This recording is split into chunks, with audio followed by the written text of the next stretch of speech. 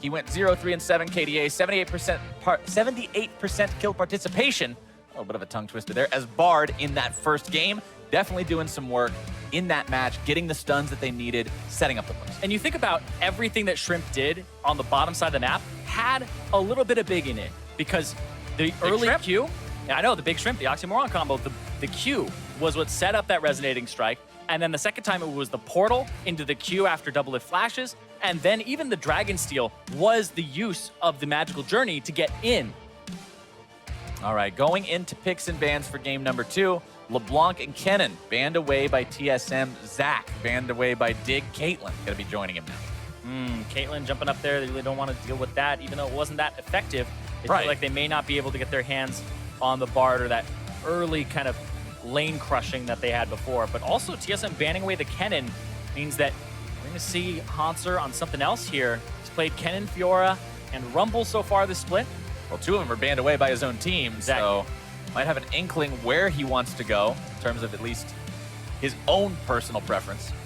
Thresh, the final ban on the side of Dignitas, getting rid of one of those playmaker supports. Yeah, they banned it both games against Biofrost. You think back to Challenger when Biofrost was there. I remember him being a very, very good Thresh player, so it's always comfort and something you can go back to. But yes, the Galio. Not really a surprise to see that picked up. It was banned away in game number 1, I believe. Yes, it was. It was banned by TSM. And this is interesting, and I like what they've done so far, because that's... I was going to say it's most likely top lane Galio, because of the fact that you have Fiora banned. So you banned Fiora Kennen, 2 of the worst matchups for Galio early on, especially Fiora scaling into late, that this could be something that they really utilize in that top lane instead of throwing it mid for Bjergsen. And you mentioned at the end of the last games, Irene, that Lod actually had the lowest damage contribution to Dignitas on the team with that Varus. He was the CC bot. He just did his role. He was not the carry. Don't get caught. Well, that's what he's going to be doing again this game, potentially. They lock in the Varus for him in this second game, saying, hey, it worked really well in the first one. Let's do it again.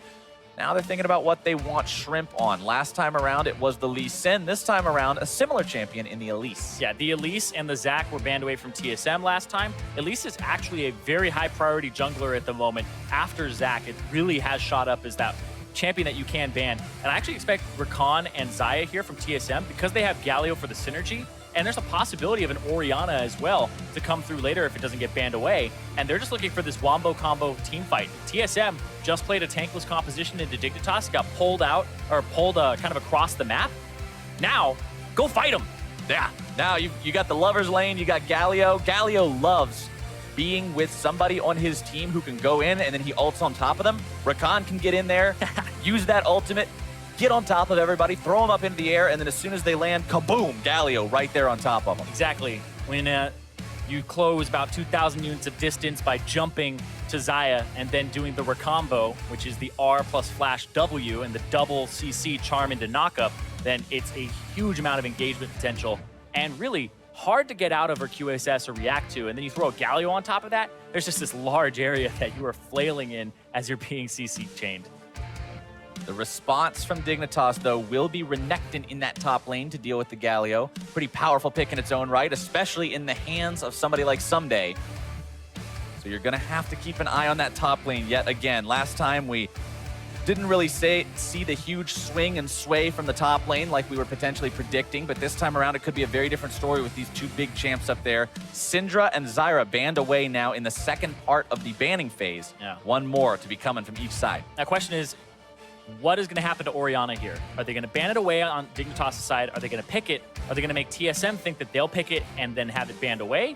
Or is TSM just going to get this? Okay, they don't want them to have it, even though they have the option of possibly picking it here.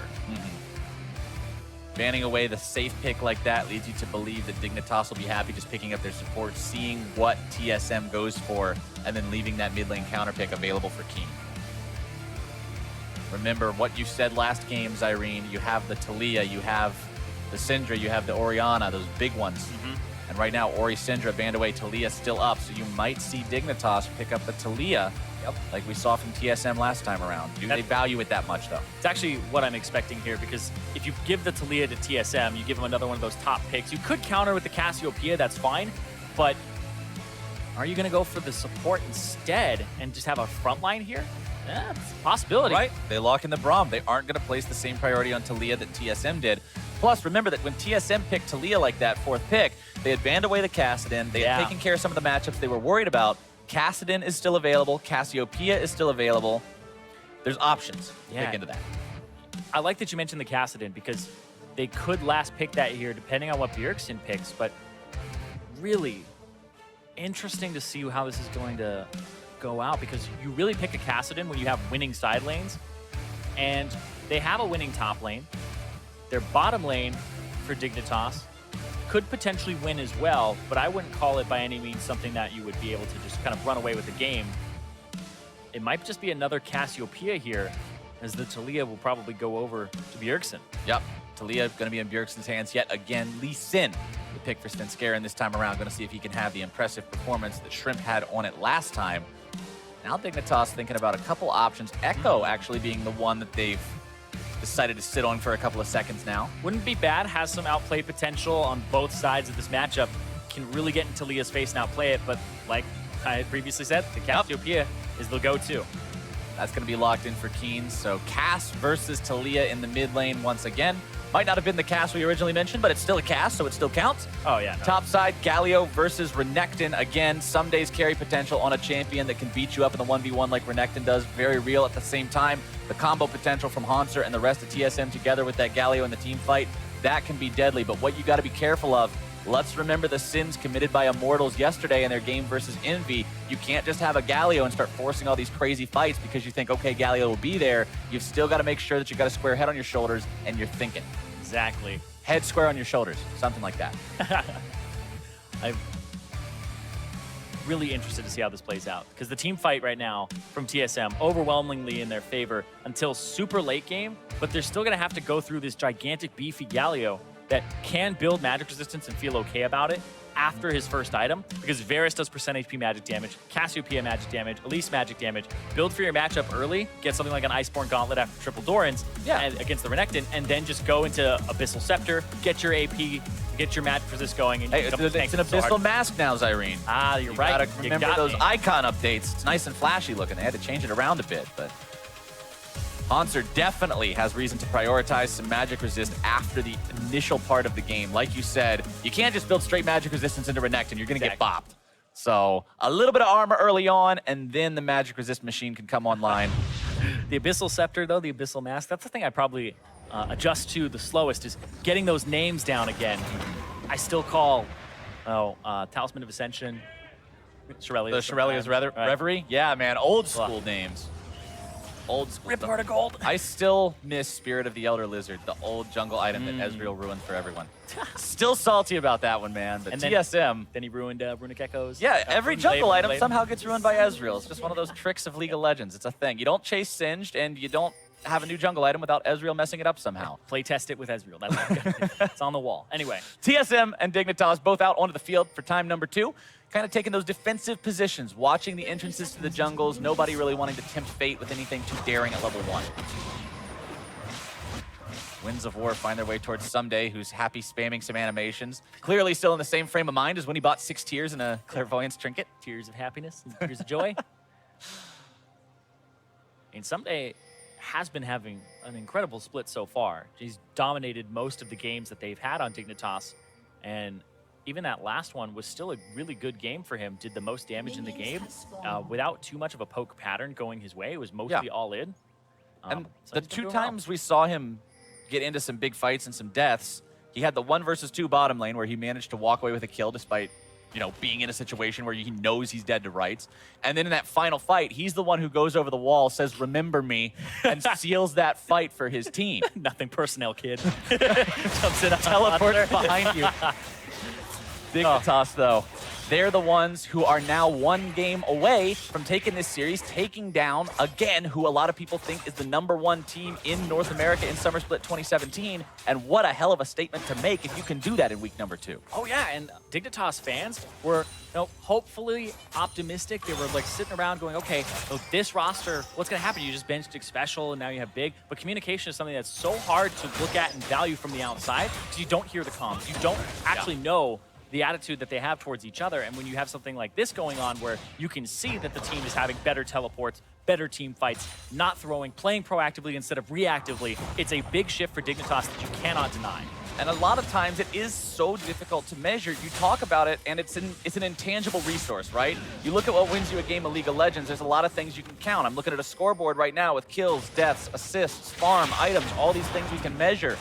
There's not a scoreboard for who has the right calls, who's got a shot caller, who's got team morale where it needs to be so you don't get too tilted after you have a bad game. All those things can factor in just as much as the hard physical elements similar to the farm, the kills, the deaths. It's all just as important. Or even the person who just had the game sense to make that Baron call and not be afraid to do it, right? Those types of things.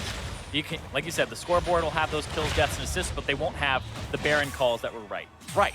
That's always the thing that gets you the most. It's like one of the times where you go into the enemy jungle, you bait them out, your team ends up getting 3 kills, but you don't even get any assists for it because you didn't hurt the guys that got baited in, but you know it was all you. It's all you. That's part of being shot callers. They call it the fields of justice, but sometimes you don't feel like there's enough justice in the world, Cyrene. Right now, TSM looking for some justice of their own after game number 1.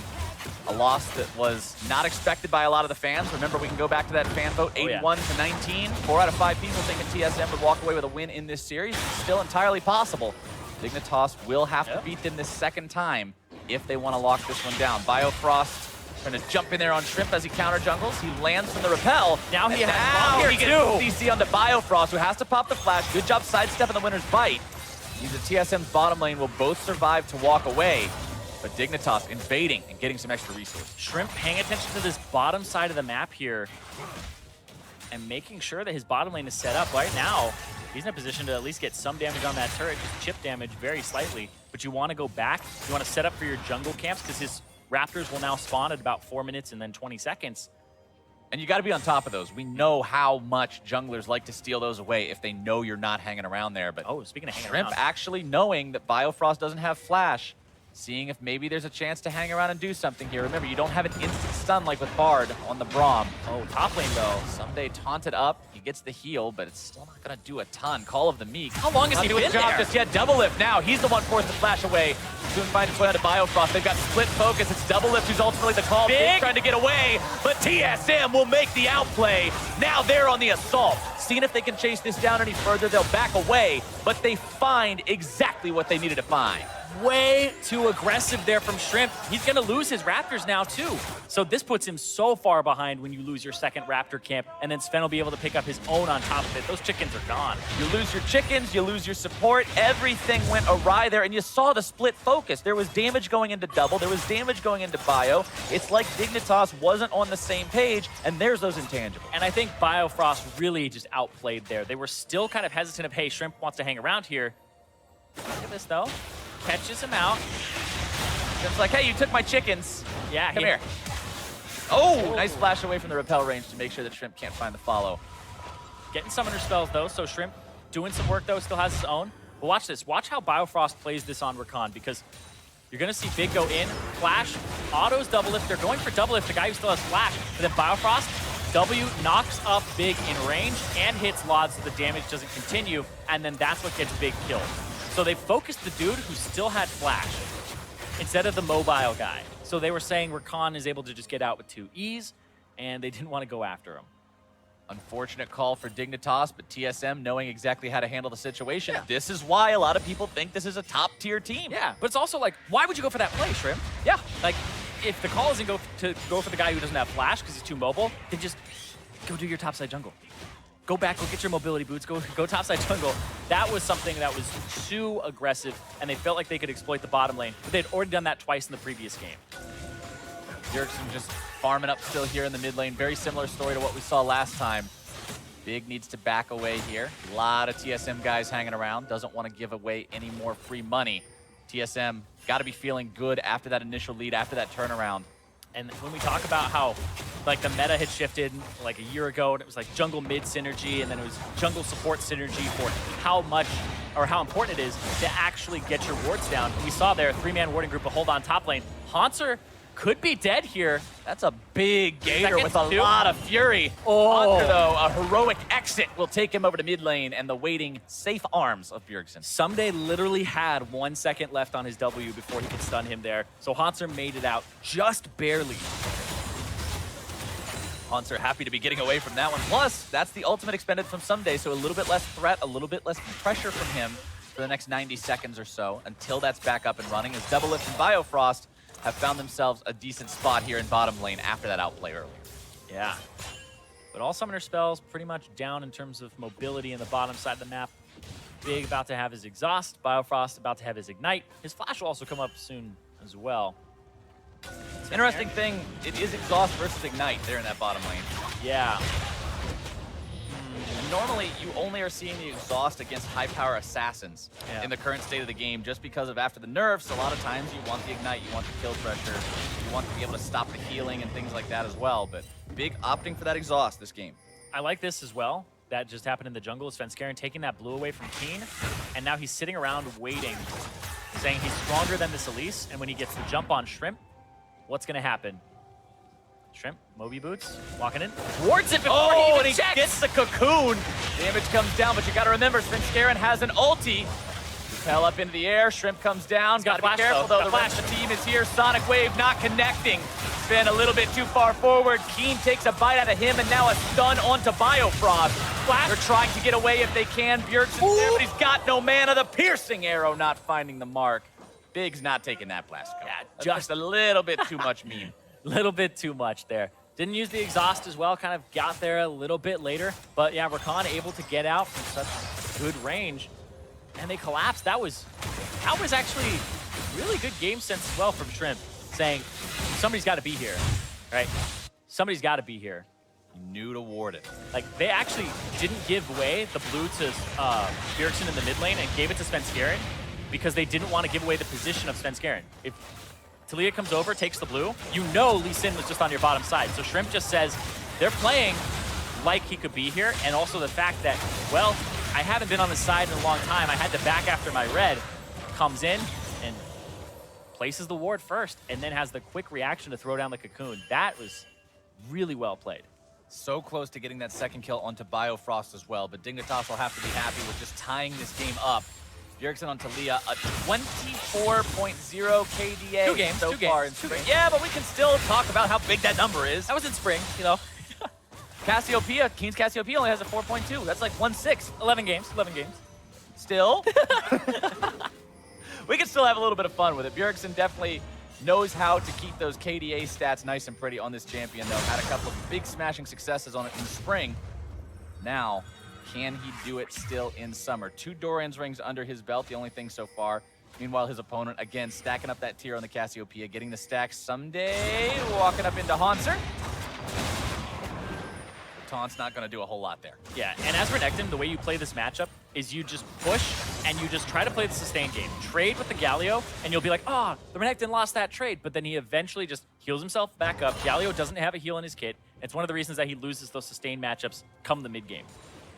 Plus, that magic damage shield isn't going to do a lot for him against the pure physical damage of Sunday's Renekton. I believe that the damage from Sunday's ult That's is the only actually thing. magic damage. That's the only That's the only thing that's going to do anything to the Galio shield. You do 41 damage a second currently with that Renekton ultimate if you're Sunday. Oh, TSM, seeing if they can find something here. Gotta watch out for Instead, it's Biofrost. disruption. Keen making his way into the fight, trying to turn this one around. Bjergsen going to be forced to flash. TSM in retreat. Neither side walking away with anything from that one. Yeah, what TSM were looking for there is they knew that Keen and Shrimp didn't have their flashes, so they were looking for a recombo with the level 6 of Biofrost to just lock them up, but they end up not getting it fast enough. They go for a little bit of an overreach there, and now Dig was trying to get around Bjergsen in mid lane. Ooh, that trying to get the turret. Came very close, but not quite where they needed it. Galio ulti coming in just to make sure they can maintain this tier 1. While Double Lift takes down turret First Blood in the bottom part of the map. TSM getting the better part of that rotation. Yeah, top lane turret's gonna take some damage now, and then we're gonna have to reset. But, like I said, TSM had that advantage of having that first turret gold. Extra money in TSM pockets. A lot of fans here happy to see that one happening. Hoping TSM can be where they need to be going towards this mid-game. 12 minutes in. laning phase won't be lasting terribly longer, especially with that first turret going down. Just like we mentioned last game, Irene, first turret goes down. That is the green light for bigger rotational play to start happening. The bottom laners will go towards the top side. You can see gambits towards the Drake, potentially towards the Rift Herald now as well. Sky's the limit. Especially when you've got the playmaking potential behind something like what you mentioned with the Recombo. Yeah, just making sure that you can throw that down and then have the Galio ulti on top of that, but they didn't have anything like that. He had used it previously. Actually used it in the fight, but not exactly where you would want it. But just looking at how things have been going in this game and what they're doing now is Dignitas are swapping their Renekton to the bottom side of the map.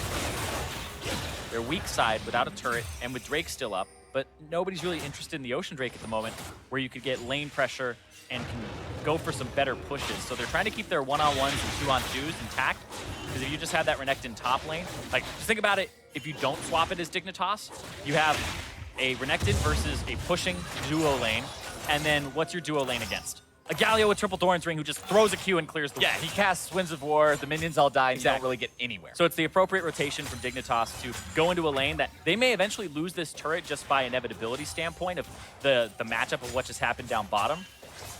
But it'll be slower. It'll be slower. You have time to make some plays, maybe pick up something on the other side of the map, or make a play on this top side. But yeah, you definitely don't want to be in that situation where you are actually just hemorrhaging turret damage because of the Galio being able to wave clear. And you know, there was a lot of discussion around Xayah when she first came out about what you want to do in terms of maxing the skills and doing the item builds. What you're seeing from Doublelift right now has pretty much shown itself to be the most powerful option. With going for the crit build, you can see the Essence Reaver pieces there in his inventory, as well as maxing the Blade Caller to make sure that when he hits those feathers and brings back that root, it does so much damage. It makes it such a problem to try to chase after the Xayah, because you know as you're running past those feathers, eventually they're all going to get called back, and you're going to be stuck in a really hard spot. Yeah, hold on though, look at that. All right, Biofrost going in. Both junglers going to be showing up to this fight as well. Big going to be kicked back with the stun, and the damage comes down onto Sven, who's now going to be taken down as Shrimp flashes himself away. TP's showing up, Haunter comes in, and snipes Big out with the Winds of War. The flash from Lod will not be enough today. He's going to be brought down by Doublelift and TSM. We're 2 for 1 so far, but it's not going to be over just yet. 2 for 2. Dignitas clean up the top lane. And they're going to start getting some turret damage on this top lane turret, whereas Someday pushing mid, looking for that farm. Haunter tried to get out there, but he got interrupted and wasn't able to actually get off the hero's entrance. So Someday will be alone with this turret for a bit. Meanwhile, the Lizard Wizard casts a spell on the mid lane tier 1 turret, seeing if he can beat this one down in time. Keen throwing out that miasma to clear out these waves, make sure TSM gets nothing else in the top side. And taking out this turret should pretty much equalize the gold yet again, telling a very similar story to what we saw in game number 1. Exactly. Also, it's the mid lane, so it means a lot if you can keep that Talia away from those side lane roams. Didn't have vision here, but knew some people were roaming. Got the charm, not onto Lod though. Only hits Big with the charm, and then it's the kickback. Doesn't kill Big right off the bat, and then Shrimp gets the stun there, and they get the kill onto Svenskeren. And then right there, just barely. I believe Big also has flash there, but wasn't expecting that much damage from him.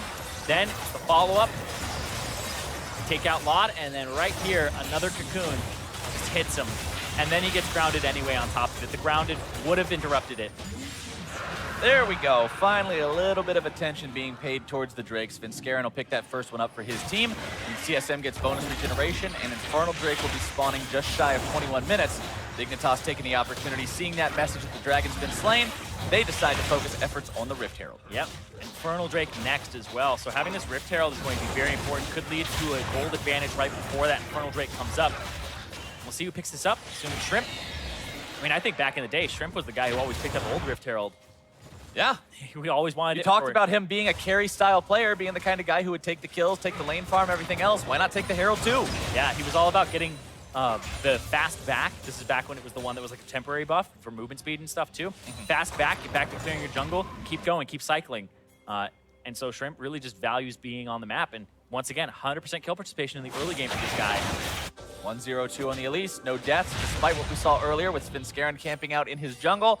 That game sense that we talked about, Shrimp knowing how to be in the right place at the right time and even smell when something seems a little bit off. Haunting Guy is going to be the second item coming out for this Elise. Sometimes you see Elises get a bit tankier, but usually you will see more of a bruiser type build like this. The magic penetration goes a long way, making sure those percent damage values really have a kick behind it. Yeah, when you're up against 2 squishies, 3 squishies, it feels really good. And especially during the early game where Elise is just kind of going to try to thrive. That's really where you want to just apply the pressures. Early Haunting Guys for that penetration. That's why he got the mobility boots as well.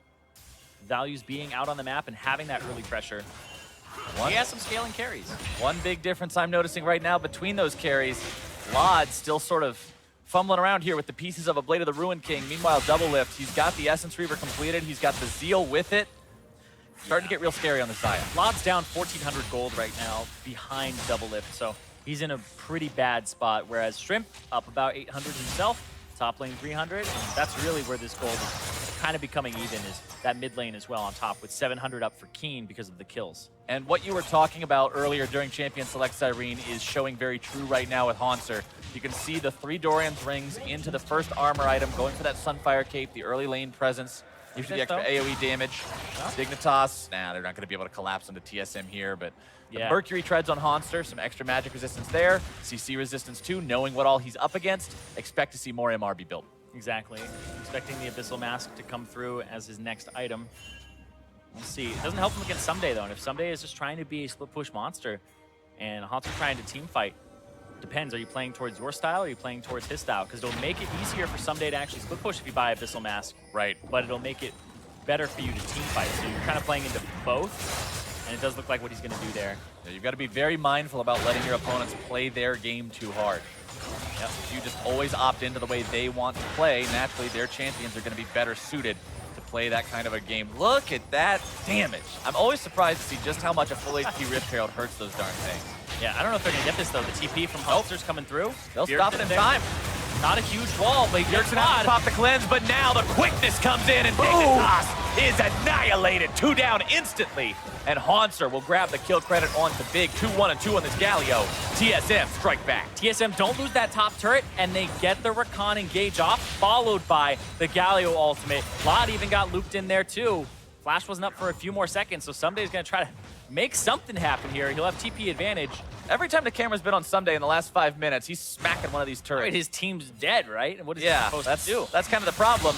You might be smacking a turret, you're 0-0 and 0. Yeah, you're 25 farm up on your opponent, but he's 2-1 and 2. He's been a part of 4 out of 5 of their kills. I mean, that's how the composition wants to play. TSM's is quick collapse, quick engage, very snappy here. I think it's really good. Look at Biofrost, out of vision in a control ward. They don't see this engage really coming from this distance, but then you'll watch him snap to double lift for the 1,000 range, goes in, then he gets cocooned, and it's like, oh, we're actually been set up this whole time. Goes in, knock back there on the Lod, flash R from Biofrost with the W, and then he just scoops up Lod as well, and make sure that he can grab him. And what you mentioned there, especially about Xayah, for those of you who don't know, remember that when Rakan leaps and shields an ally, it goes way further towards Xayah than it would anyone else. So normal range is 500, but then it's 1,000. It's actually doubled when you're with Xayah. And the E, the battle dance, always puts you on the opposite side of the person from when you cast it, so you'll end up in front of her. So it's actually about a 1,100 range when you use it from max, which gives you a lot of gap closing potential to make sure you can get in with those quicknesses and those knockups. And it's also kind of an interesting mechanic, because if you're going for an engage as Rakan, you E to Xayah, and then you're on the other side of her, so you're even further ahead than you would have been normally.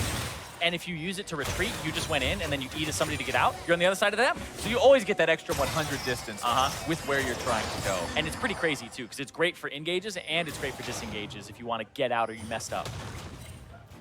1,500 gold lead for the boys from TSM, stealing away that blue buff as well, giving that over to Bjergsen, who's got his Leandri's Torment and Sorcerer's Shoes up and running. We mentioned Shrimp building the magic penetration against squishies, as Chains of Corruption find their way onto Bio, but it's now Sven who's going to be cocooned. Damage coming out, Bio trying to turn things around. The Grand Entrance looking for a knockup. Quickness used, but not finding a lot of success. Haunter now behind Dignitas.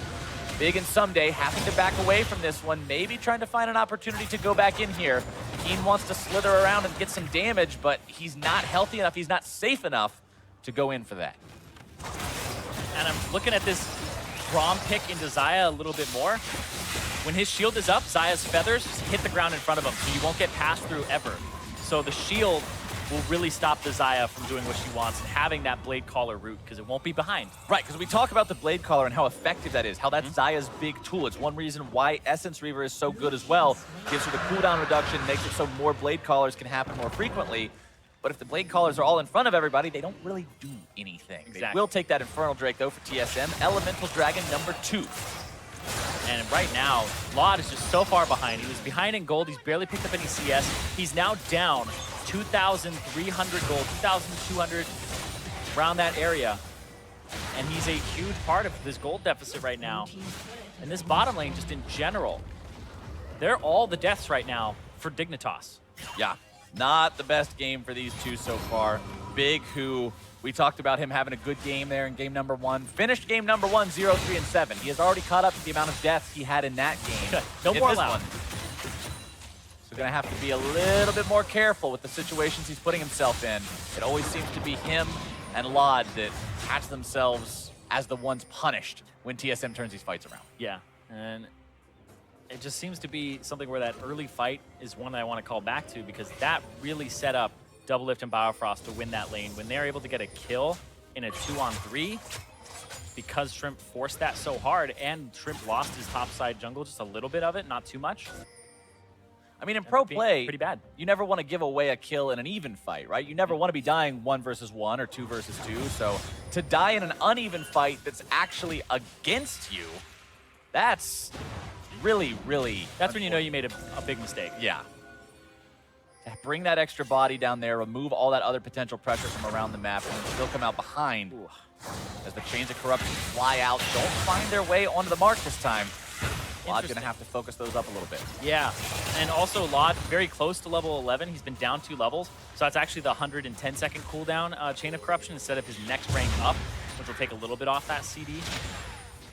But they're just looking for a pick right there. And even now, Doublelift, look at his item build. Went for a QSS on top of having the Feather Storm, so he has 2 ways to really dodge or get out of CC. Wants to make sure that if he gets caught ever, it's not that big of a deal. One of the big loss conditions for this team is Double would get caught out. He would get bursted down before he could use that ult or get himself back to the safety of his team. If you remove that loss condition, all of a sudden, Dignitas' fights go from hard to very, very difficult. But meanwhile, they grab the kill onto Bjerg. Biofrost barely getting himself away. From behind, it's Someday wanting to cut these guys off. A slice, a dice, and he's looking real nice, but he won't get the kill. Biofrost dashing away with the quickness, barely living. Oh, that was single-digit HP there. And he gets the shield from Svenskeren. Meanwhile, though, Dignitas is saying, hey, Baron? Bjergsen's dead. Biofrost can't really participate. Go Baron. You've got Cassiopeia again. You've got a Blade of the Ruined King 80 carry. You can't be engaged on by something like the Rakan right now. This is super risky, but they're going to go for it. Got to watch out for Doublelift. Doublelift putting down a lot of damage. There comes your Feather Storm. More going to be bursting down. Hauntzer's out of there. Someday continuing to zone. More damage coming out from Doublelift. Baron still below 2K. Can they secure this? Yes, they can. Biofrost having a dash out, and Dignitas will grab not only that big objective, but also Hauntzer's life. All they did was kill Bjergsen, and then they got Biofrost to abandon and back up, and they got themselves the Baron. That was a great call from Dignitas there. The catch from Shrimp. Shrimp with the cocoon on Bjergsen over the wall from Fog of War, and then they lose that turret, but Someday's already flanking, looking to get in, gets the pass through E, the flash, and then this shield stops the Q from being full damage there.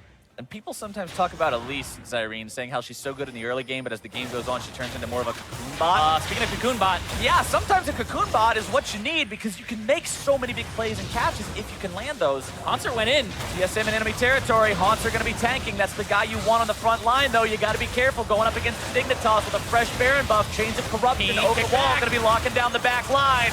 But the damage comes through, and Keen goes down. It's 1-for-1 so far. Haunter still just tanking. They're kicking the wall cuts him off. TSM will rout Dignitas and find 2 more. Beautiful Weaver's Wall from Bjergsen there to finish off the fight in their favor, and they'll push bottom lane. That is how you do it. The Weaver's Wall perfectly blocking that path and saying, you got Baron, so what? Let's take some turrets, let's flex those muscles and take these fights. And that fight was super risky at the start. It looked like Svenskeren was just hell-bent on getting a combo off on Keen, getting a kickback on him, but then what happened was he had to blow the Banshee's Veil first. It took him long to do it, but then when he got it, he kicks Keen into the team, and they had already buffered abilities on him. So as we watch this go out, they've already used the W from Rakan, so they can't really re-engage here. The surprising part is the TP comes through, but they're split. The W's channeled correctly, and then Keen comes through on the side, and he's zoning the damage here. But then Svenskeren, you can see, wanted to kick him back, gets the kickback, but the abilities are already buffered. Even though you see the stun land on Bjergsen, he already had the seismic shove and the E coming out. And then right there, just another hit from Hanser, and just they can't get through. Exactly what they needed it to be. Gandalf lives.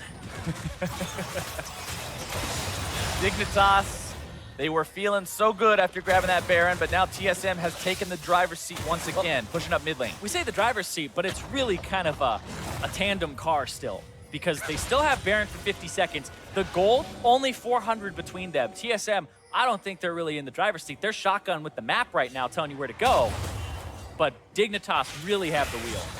Dignitas deciding to go ahead and pull on over towards that Mountain Drake, see if they can pick themselves up their first Elemental Drake of the game. TSM wanting to stop that as rapidly as they can. Grounding Svenskeren as he walks through Miasma. That was not the right decision. That was what I was going with. Come on. No. He walks through the miasma and just smites it. He doesn't have to Q. He doesn't have to W. That was like Svenskeren's. It was a great day for him, just strolling up, having a stroll through the river. Not the right way to go about doing that for Dignitas. Svenskeren's just like, all right, we're going for a stroll. He gets what he wanted. Yeah, I mean, he's 0-4-5 right now. He's been doing a good job in kill participation, but a lot of these plays are costing his life. That one there costs his life, but it's worth it because that Mountain Drake means the objectives just fall into the hand of Dignitas, and it puts them at 3 Drakes on TSM side to 0 still for Dig. More objective control for TSM going forward. Dignitas still just kind of waiting, seeing if they can get themselves any of those rewards. Second Infernal Drake will be the final Elemental Drake this game, as a measly 964 gold is the Baron power play result for Dignitas after taking that last Baron buff. Yeah, and we're pretty much to even again. Looking at the items coming out. Titanic Hydra, a little more team fight from Someday, and then he also has a Guardian Angel now. So that much harder to kill. Yeah, wants that AD. But Doublelift is the person that you really have to watch out for, because TSM, they've been catching Bjergsen a few times. They've been able to blow up Svenskeren, but Doublelift is the guy that's going to have so much peel from the Rakan. He's going to have multiple shields. He's got a QSS. He's got the Feather Storm. He has Warlord's Bloodlust. He has so many ways to kind of heal himself up, avoid what you want to do. And then your AD carry is actually about 3,000 gold behind him. Doublelift has the most in the game. Doublelift is the most fed member out of anybody here. Big blue mountain range with a couple of red puddles in it there for the gold difference versus time. Dignitas, although they're currently ahead in gold, it's by 100. But I like how you see the upper limit of this graph. 2,000 around that range, it hasn't even peaked past that. Right. Nobody's had more than a 1,500-ish gold lead at any one time in this game. And you know, a lot of the times you can see a game, well, the first game in a series, I should say, start off very close like game number 1 was that we saw here, and then the rest of the games end up very lopsided. This is the second time in a row these teams have shown that they are very evenly matched. A Weaver's Wall blocking off Dignitas from getting in there. Chains of Corruption finding their way into the rest of TSM's lines. Someday wants to go if he can. Redemption will be called down to make sure TSM stays healthy. Dignitas now not having to worry about that wall, can move forward and try to continue to hold this. Shrimp getting the stun into the damage. Biofrost going in. This is going to be your fight, ladies and gentlemen. Big in or out, but Biofrost falls now too. Someday barely getting himself back as Keen tries to chase, but will be rooted up and can't go any further. Repel from Shrimp. He'll land back down. Might just get squashed. Instead gets away thanks to the flash. Dignitas continuing to defend. 1 for 1. And they just trade supports back and forth there. Still, gold, pretty much even. Baron in 1 minute.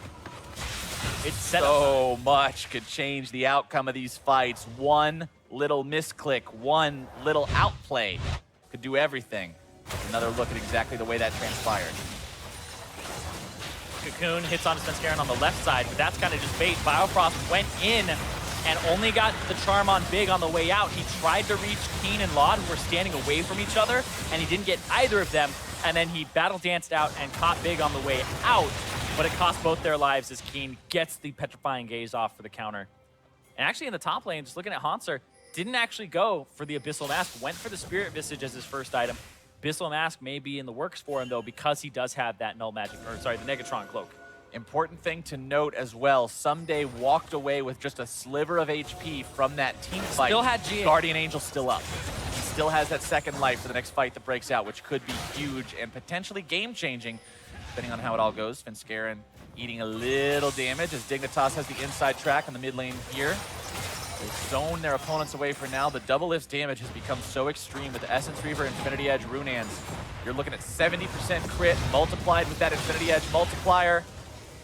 Very threatening if he gets free firing time, but it's so hard to shut him down from doing that when, like you mentioned earlier, he has the QSS, he has the Featherstorm. Exactly. He's also highest gold in the game, and he's got 1,300 gold on his person right now. But I'm looking at Lod's items, and he's down an item and a half, almost a full item at this point. And he also got Lord Dominic's Regards, and we'll just go through who that's going to help him against. HP, some armor for Haunter. HP, no armor for Svenskeren, just the cloth. HP for Bjergsen, but then pretty much nobody else is really running anything else either. So he'll get that increased damage of the Giant Slayer part of it, but he's not really shredding too much armor here. Right. There's only one full armor item completed for anybody across the board, and I'm even counting Ninja Tabis this time too. TSM falling back towards Baron, kiting away. Again, when you've got Xayah, when you've got Galio, when you've got Talia, you have the ability to kite backwards, to make your opponents have a hell of a hard time chasing into you if they want to engage. And you have plenty of counter engage of your own. Again, with that Galio and Rakan together, can immediately turn things around from a long range. TSM has all the tools they may need to take a fight, but Dignitas very scary too. Biofrost. Oh. The Cocoon doesn't find the mark though. Galio ulti comes Someday. out. Someday getting away. He's injured, but he's still all right. TP is available. Like you said, the Cocoon actually didn't make contact with Biofrost when he was stunned from the Renekton. Bjergsen's going to try to pick off no, Shrimp. for Shrimp, this is trouble. Is he He's done? going to be caught on the wrong side of the wall. Big tries to save him, instead gives his own life. A killing spree, though, as again, it's support for support. Lod picking up Biofrost there as TSM stays on Baron. Dignitas wanting to try to interrupt this. Lod's way far up, and he is almost going to be taken down instead. It's now time for Dignitas to open up the firing line. Haunter's in some trouble. Double is going to be taken real low. Someday right back into the fight. Haunter dropping low. He is down as Keen moves forward. Has to pop the shield. Not going to be getting anything with the ultimate. TSM still in retreat. And Dignitas will barely take that fight. I gotta say, Dignitas are playing these fights so well, especially from Someday. Someday and Keen in these fights are pretty disgusting. Someday just jumped into the back line with the tankiness that he has purchased. It's not that much, but the tankiness to damage ratio he has is something that's pretty disgusting when he's in that back line. You saw him dive into 4 people and almost kill one of them. This was so good too. That wall. Shrimp's on the other side. You think nope, time to throw him on the Barbie. He's done. Gets over onto the ward there. Just barely gets pushed out on the other side. Big jumped in to protect him. That's the support. That's the support. That's a my heart will go on moment. Right there. If support dies, it's over. Dig on that Feral Drake. Don't let him walk up. Don't let him do it again. All right, they stop the walk up this time. They'll keep him away. That's the final Elemental Drake of the game. It's going to even up that damage bonus for Dignitas with TSM. They're still down an Ocean and an Earth Drake, but Elder's now on the table. That thing that ended game number 1. You got to find some time in these next few moments for Laud to back. He's sitting on 2,200 gold. Double if just purchased his Mercurial Scimitar and has actually just used all of the gold in his inventory. If you look at just how much they've purchased, Laud has only purchased 10,000 gold worth of items, whereas Doublelift has purchased 15,000 gold worth of items. 150%. Substantial difference between those two right now. Mercurial Scimitar done means that much more base damage there for Doublelift, which means that much heavier crits. Someday putting the stun on a Haunter, but that's not the guy you want to be stunning up and focusing. They're putting so much effort into this TSM tank, but he just gets himself up into the air and out of trouble. Yeah, but it makes them lose control now of the Baron area as they have to reset, go back, and stagger their backs a little bit. Laud will back for mana and spend, which I was talking about. They need to find a window for him to do it. Sells the Doran Shield, gets himself parts of Infinity Edge, and he's still over 1,100 gold away from completing that item. TSM is walking the line right now. between potentially taking this to game number 3 or getting 2-0'd by Dignitas. Couldn't ask for a much closer series between these two side games. Dig do have the Scuttle Crab, so they see the attacks going in. This is super fast. They have that Mountain Drake Shrimp. Trying to go in. Already there. Garen's going to kick him away to make sure that that goes to TSM. Now can Dig do anything? Do they want to do anything right here? They have that top lane wave. Do you back in this bush? No, they don't back in the bush. Some of them are They're trying. just going to keep on going. They have inside track. They'll cut TSM off from their own tier 2 turret. Beat that turret down. TSM is behind them. What a wacky situation it is as Dig continues to march forwards. This is one of the weirdest things I've ever seen, but now it's going to be starting off. The stuns, the grounds, the taunts, the damage all into Dignitas lines as TSM will take control of the fight. Haunts are chasing after. Svenskeren going to be jumping in now too. Another turret waiting. Dignitas drops 2. They get Biofrost yet again, but now the TP potentially coming in here from Haunter to cut these guys off. Shrimp with Dead Man's Plate should be able to scritter himself away from this. Cocoon comes out, stuns up Sven, and Dignitas' remaining members will live to see another day, but a Baroned up TSM is marching down mid lane. Exactly, they're gonna get this turret. Keen has to clear that bottom wave because it's huge. If that gets Baroned up, you're done for. This middle wave, they're gonna be able to push in this turret and possibly get this inhibitor as well because these death timers, 10 seconds on Laud. Laud not gonna be up for a little while, means inhibitor number 1 goes the way of TSM. They finally got one of those down 38 minutes in. Last game didn't even last this long, but TSM with a 2K gold lead, the extra map pressure from the inhib, feeling good. Let's take a look at this strange progression of events. And you go back to Biofrost's career at the start, the Bard plays were just mind-blowing. And then also, he had those fresh plays in Challenger. This here, the recombo, the knock-up after the flash, RW, and then he had the Talia on top of it with a seismic shove. Doublelift even throughout the Featherstorm for even more damage. They're just trying to combo there. And then the flashes to just get a little bit more. Big goes down again.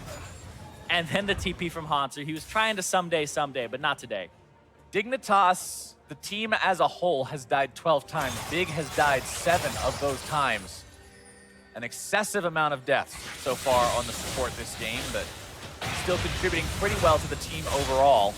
Locket of the Iron Solarian Redemption, so he's got those big team fight items, but Dignitas is now in probably one of the worst situations they've been in the entirety of the game. TSM feels truly in control. Yeah, and especially Doublelift, who has been untouched this game. Flame Horizon, Laud, he's up 6,000 gold over him.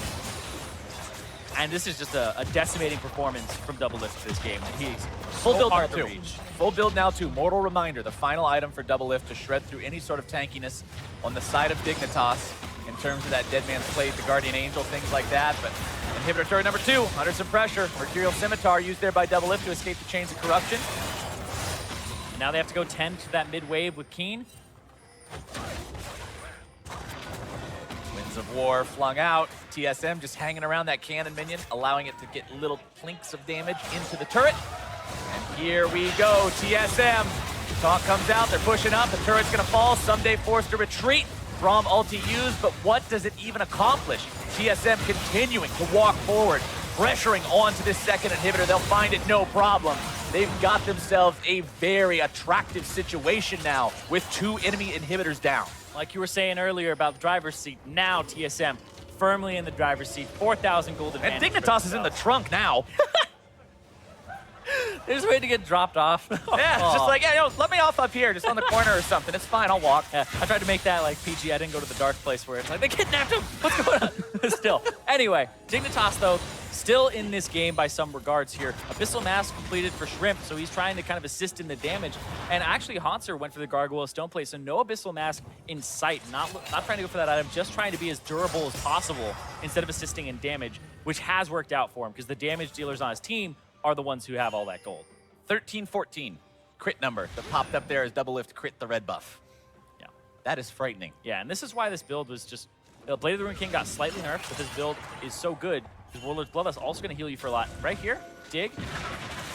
Big went into the pit. They all are going into the pit. Deja vu. This is what TSM tried last game, and they were punished.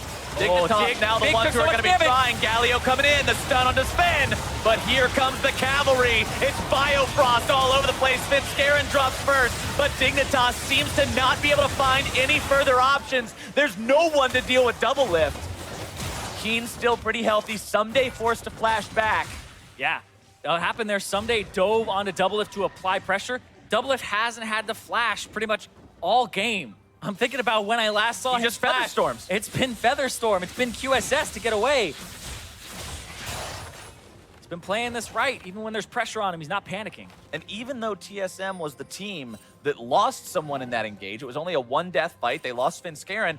They're the ones who look better off. They're the ones who are continuing to shove out the waves, take whatever they can afterwards, while Dig had to retreat. And now it's TSM back on Elder, and Double Lift is just shredding this thing. And Bjergsen went for the cutoff there with the Weaver's Wall. Oh, Shrimp tries to do it instead. Repel is now popped, and the Spider is going to be squashed. TSM now with a 5 versus 4 for 55 seconds. Definitely think an admirable effort there. You give that away, it's 3 Elder Dragon Elemental, 3 Elemental Drake Elder Dragon there for TSM. 2 inhibitors down. Your bottom turret just got squashed. You have to try. I feel like that's a you have to try situation because they're just going to try to close the game now as TSM in this next fight.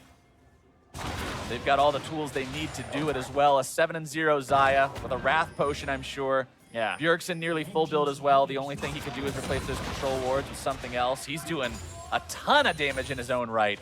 All that's left is to put the final nails in this coffin, walk up, and in this game, take us to game number 3. Yeah. And Dig needs a miracle. If you're TSM, there's a few questions. Are you going to just clean it up right here, take those inhibitors and go? Or is it another time for a 30-second Baron? Because they could reset and go for the Baron. They have options because of the state of the map. Right now with Shrimp off of it, TSM just want to take these inhibs.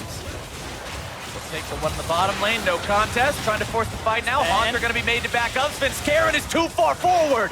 He's bursted down before anything else can happen, and all of a sudden the TSM push machine slams the brakes. And this Elder Dragon is really just keeping TSM in now. They're going to try to push, flex their muscles here, but the inhibs will continually push. Scarin is down for 40 seconds, and Baron just spawned. They won't have a smite for this. If Dignitas have a way to shove their waves, and they can use their teleport or chase down, they may be able to get themselves a Baron and stay in this game longer. But look at that, Bjergsen just trying to stop them, to buy time.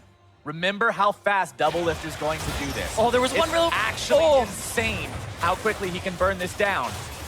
Shrimp does not want to let it go. We said that he had to go for the Elder Drake. He's pretty much got to go for this one too. Is he going to go in? Baron going in. They're going to do it now. Goes in. Looks like they're trying to start this up. A last chance desperation play. Biofrost in. Biofrost going to be jumping in. Keen popping the shield. Trying to stay alive. Big, nearly dead, walking away. The burn takes him out. They get the kill on the support. They're going to find the kill onto the jungler. And TSM will 2 for 0 that fight. So far ahead, they take the 4v5 and TSM come out on top.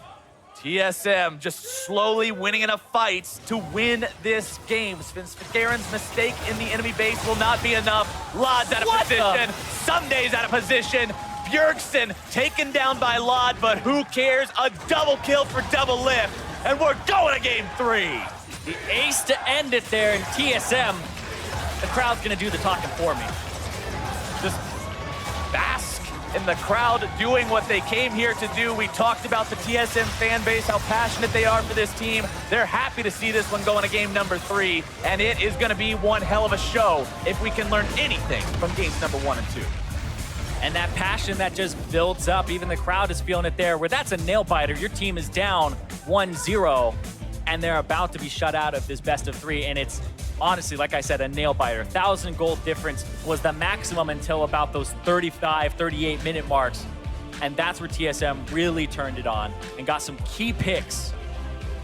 Some key picks and just fight after fight after fight. So many times we saw these fights have a 1-for-1 trade. It was just the supports thrown under the bus again and again and again and again. But ultimately, it was TSM that knew they could scale. They knew they had Double Lift, that secret weapon, that new addition from an older time being brought back and repurposed to TSM once again. It's like Terminator. They brought him back. He wasn't an